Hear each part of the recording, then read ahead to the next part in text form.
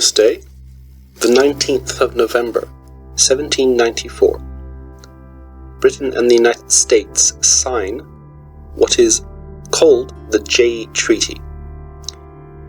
The Jay Treaty was meant to resolve all the different issues that hadn't been resolved at the Treaty of Paris in 1783. This was the treaty that granted the United States independence, where Britain recognized the independence of the colonies, which were now states, and promised various things such as the United States would have claim to what was called the Northwest Territories, present-day Ohio, Indiana, Wisconsin, Illinois, Michigan, etc. Now, over the 10 years since the Treaty of Paris, British troops had remained in forts throughout the Northwest Territories and even in parts of New York as well. The Americans didn't like this, but the British were saying, well, you haven't paid your debts back from before the war, and you haven't compensated the loyalists who had their properties confiscated during and after the Revolution. So there were various issues on both sides. Also, the British were impressing Americans into the Royal Navy. The French Revolutionary Wars had obviously broken out, and so they were doing that. The Americans again didn't like that. Various American ships that were trading with French territories in the Caribbean had also been seized. So Jefferson and the Jeffersonians had been talking about declaring war on Britain. Having seeing what happened in the War of 1812, that probably wouldn't have been the best idea back then. And George Washington and Alexander Hamilton did not agree one bit with Jefferson's ideas. Jefferson obviously being much more pro-French. He wanted to have a treaty and an alliance with France. He would much rather be involved with them than with the British. Anyway, so George Washington was the president, and Alexander Hamilton decided that they were going to find a way to settle all these issues peacefully, and they needed access to Britain and its territories because Britain was America's biggest trading partner at the time. So,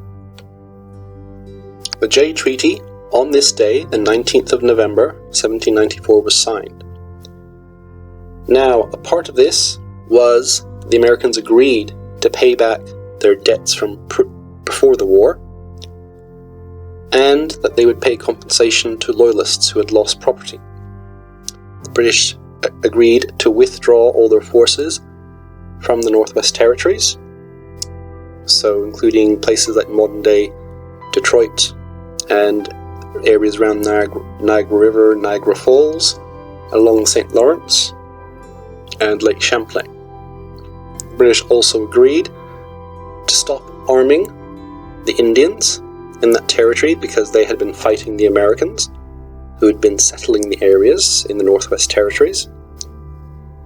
But the Americans at the same time agreed that British subjects in North America, so in Upper and Lower Canada, in the maritime colonies, as well as Indians who lived in these territories, would have the right to enter and leave the United States as they wished, to such a point where Indians who were under the Crown ended up with more rights than Indians in the United States, which is an interesting thing that happened. To the point where Indians, if they went from Canada to the United States, were entitled to benefits, like things like education, as everything else that American citizens were entitled to. So that was quite a good deal for the Indians. As well, Americans were also allowed to travel back and forth, so it was free movement, really, within North America. The border between the new United States and the remaining British territories was delineated along most of the border. There were some issues still around Maine, because that border was very sparsely populated, very desolate, out in the middle of nowhere, and it was quite easy along the Great Lakes. You just put it through the lakes, and then it went up towards the Lake of the Woods, which would end up causing a little bit of a problem later on in the century. So that was another issue that was dealt with. Also, the United States became the most favoured trading nation for Britain, and Britain became most favoured trading nation for the United States. Britain allowed better and easier access for Americans to British territories in the Caribbean. So the Americans got that, and they were looking for better trading opportunities with the Caribbean. And so many of the issues that had been bunging things up for the past decade were resolved, and Britain also paid compensation for seizing American ships and for impressing American sailors. So everything seemed to be going well. However, Jefferson was dead set against this. He accused Washington and Hamilton of being aristocrats or monarchists, traitors, the usual thing. We all know what American politics is like. It doesn't seem that it was ever really very different. And later on, when Jefferson became president, he didn't extend this treaty, and relations with Britain got worse during his presidency. Eventually, after he left, this would lead to the War of 1812, and that was a bit of a mess for the United States, so it probably wasn't the best course of action. Maybe an extension to the Jay Treaty, or another sort of treaty like the Jay Treaty would have been more beneficial to the United States at the time.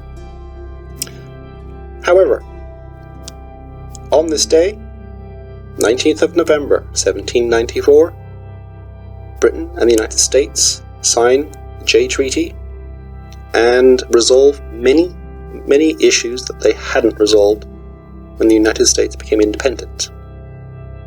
If you like these videos, come back for more tomorrow. Subscribe, like, and leave a comment.